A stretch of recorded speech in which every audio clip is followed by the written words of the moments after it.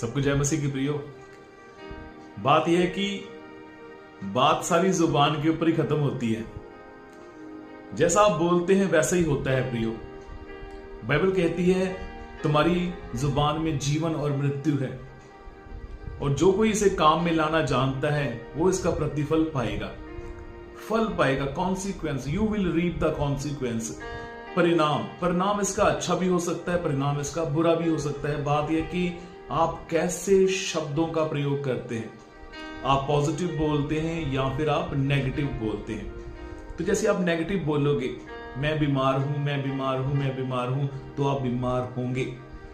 मैं बीमार नहीं हूं, मैं बीमार नहीं हूं, मैं बीमार नहीं हूं, तो आप बीमार नहीं होंगे। मेरी पत्नी आशीषित है, ब्लेस्ड है, मेरी पत्नी आशीषित है, ब्लेस्ड है, तो आपकी पत्नी आशीष और ब्लेस्ड ही होंगी। तो जैसा आप इसको जुबान को काम में लाएंगे तो वैसा ही आप इसका फल भी पाएंगे प्रियो। तो स्टार्ट कीजिए पॉजिटिव शब्दों को बोलना, सकारात्मक, नकारात्मक नहीं, नेगेटिविटी नहीं। नेगेटिव शब्दों का प्रयोग नहीं करेंगे आप प्रियो। इस शब्द की, इस जुबान की ताकत को राजा बलाक जानता था।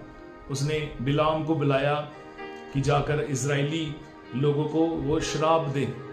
वो श्राप नहीं दे सका, वो कहानी अलग है एक।